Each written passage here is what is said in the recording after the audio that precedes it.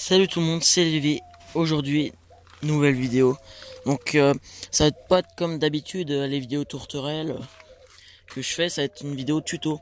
Donc j'avais déjà fait ça il y a quelques temps, il y a déjà plusieurs années pour les phasmes, je faisais des vidéos tuto. Là je vais reprendre en une nouvelle série pour tout ce qui est les oiseaux.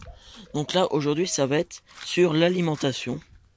Donc voilà, donc des tourterelles, des colombes diamants et des poules. Voilà, donc on se retrouve tout de suite.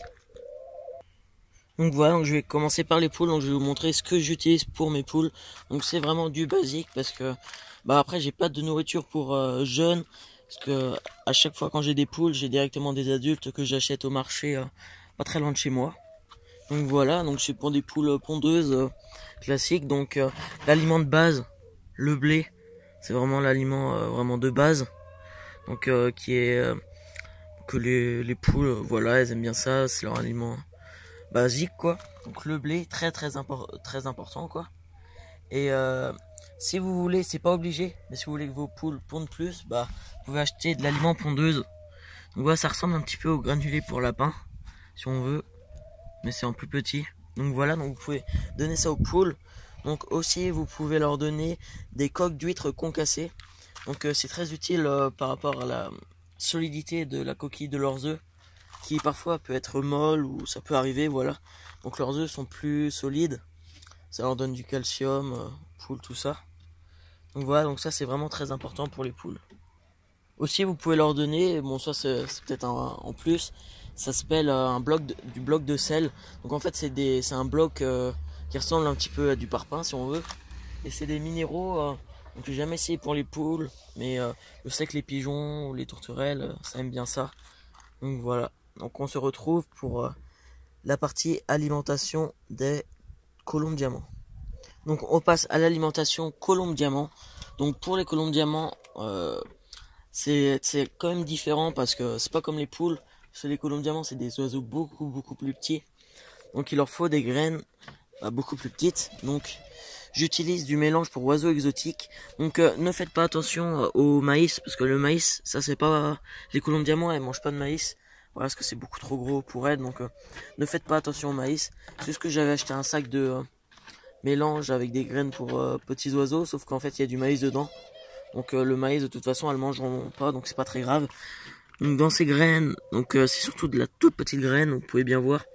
Donc il y a plusieurs sortes. Donc il y a celles qui sont à moitié orangées, les toutes petites noires que l'on peut voir là, et puis les beiges. Voilà, donc ça clairement elles adorent. S'il y en a d'autres des comme ça. Voilà, donc ça c'est le mélange pour oiseaux exotiques. Donc pour vos colombes diamants, je vous conseille ça. La repro peut mieux marcher si vous mettez des graines comme ça, parce que par exemple si vous prenez du mélange à tourterelles, elles peuvent en manger. Elles triront, elles mangeront tout ce qui est les petites graines, mais c'est moins bon pour la reproduction, donc vaut mieux leur donner ça, puis ça fait moins de gaspillage. Donc voilà, donc les petites graines pour exotiques c'est le mieux pour eux. Donc à la fin de la vidéo je parlerai des prix. Donc voilà, donc de l'eau, pour tous les animaux, ça vous en doutez bien, j'ai pas besoin de vous le dire, et de l'os de sèche. Donc c'est très important.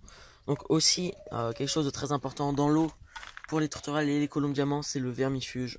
Il faut les vermifuger une fois par saison, donc dans tous les 3 mois environ. Donc c'est vraiment important pour pas qu'elles attrapent les vers ou les trucs comme ça. Voilà, ça peut sauver vos oiseaux. Bon, parfois ça marche pas parce que ça peut être d'autres maladies différentes. Voilà, donc je vous conseille le vermifuge, donc qui est vraiment pas mal important.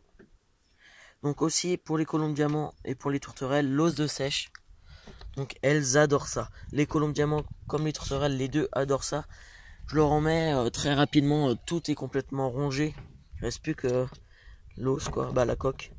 Donc voilà, donc elles adorent ça, donc c'est très bon. Plein de minéraux, ça peut renforcer leur bec. Puis les œufs sont plus solides quoi. Donc c'est très important pour les colombes diamants et pour les tourterelles. Donc voilà pour les colombes diamants.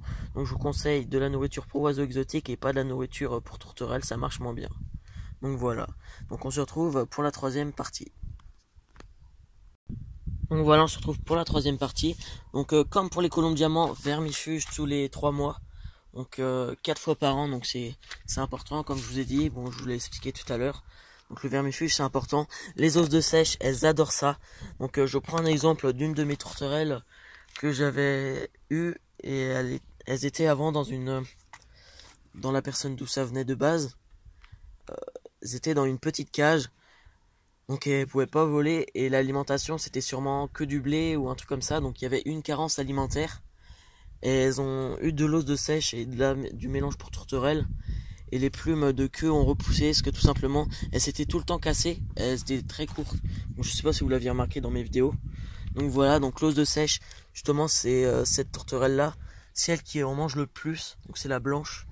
Donc elle en mange énormément. Je la vois tout le temps gratter dedans.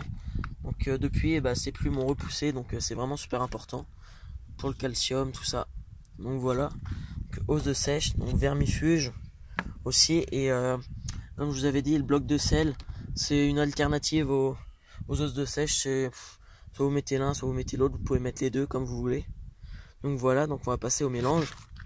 Donc pour tourterelle, donc dans ce mélange là de base il n'y a pas de blé, mais je rajoute du blé. Certes c'est pas la meilleure graine, mais c'est la graine qui coûte le moins cher. Et comme ça le mélange me dure beaucoup plus longtemps, sinon il dure pas très longtemps. Donc je dilue avec du blé. Donc vous pouvez voir, je vais pas vous dire le nom des graines parce que je les connais pas trop. Celles-là, elles adorent. Les petites noires, un petit peu moins. Celles-là, ça va. Mais c'est surtout les toutes petites comme les colombes diamants comme ça. Donc elles adorent. Donc souvent à la fin c'est le blé qui reste. Et elles finissent quand même par le manger. Mais bon, c'est celle qu'elles aiment le moins. Mais sinon, c'est une alternative à vous. Ça vous coûte un peu moins cher de mélanger avec du blé s'il n'y en a pas. Ou en rajouter un petit peu. Donc ça c'est le mélange que je conseillerais peut-être plus pour les périodes de reproduction, donc plus printemps-été. Donc voilà, donc c'est un mélange bon pour leur santé. Franchement ce mélange là est pas mal. Sinon j'utilise un autre mélange qui est moins cher, celui-là est plus cher, c'est le désavantage, donc il y a pas mal de diversité au niveau des graines. Sinon j'utilise un autre mélange que je vais sûrement reprendre pour cet hiver et cet automne. Donc il y a du maïs dedans. Donc le maïs ça peut être utile à engraisser un petit peu les tourterelles pour qu'elles ont moins froid l'hiver. Voilà, donc ça peut être bien, mais ça sert à rien de leur en donner trop parce que c'est pas non plus très bon pour leur santé, le maïs. Donc je pense que cet hiver je prendrai un autre mélange et au printemps je reprendrai celui-là. Donc voilà, donc quand j'aurai plus celui-là je prendrai l'autre mélange. Donc l'autre est moins riche. Bon là j'en ai plus tout de suite donc je pourrais pas vous montrer. Donc voilà, donc je dilue toujours avec du blé. Donc voilà pour les mélanges. Vermifuge, comme j'ai dû vous le dire, c'est très important aussi. Donc voilà, donc on va passer à la fin de la vidéo. Donc je vais vous dire à peu près les prix de ce que je paye. Donc après, le pondeuse, je sais pas trop. Donc pour le mélange colombe diamant, le mélange de 5 kilos m'a coûté 5 €. Donc il n'y a pas le maïs. Normalement, c'est des petits sachets que j'avais achetés en magasin. Mais sinon, le mélange que j'ai, il n'y a pas de maïs. Donc il m'a coûté 5 € pour 5 kilos. Donc c'est moins cher qu'en magasin parce qu'en magasin c'est beaucoup plus cher. Donc si je vous conseille, n'achetez pas genre dans des Carrefour, Inter ou des trucs comme ça. C'est là où c'est le plus cher. Vaut mieux acheter en jardinerie ou des trucs comme ça. Mais le moins cher, moi en fait ça vient de... En fait je les précommande à la personne à qui j'ai la plupart des tourterelles. Et puis il me les amène. Donc voilà, donc les graines sont moins chères. Et c'est du bon mélange, c'est adapté pour les tourterelles. Donc voilà. Donc c'est plutôt pas mal ces mélanges.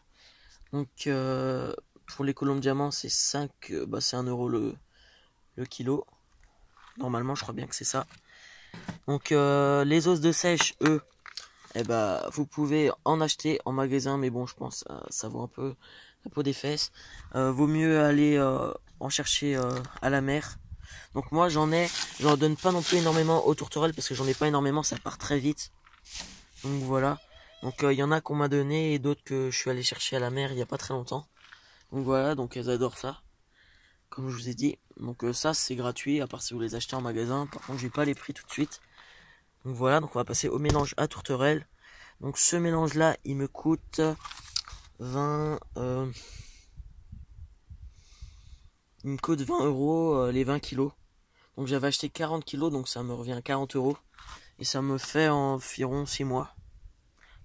Avec quand je dilue avec le blé, sinon ça me fait beaucoup moins.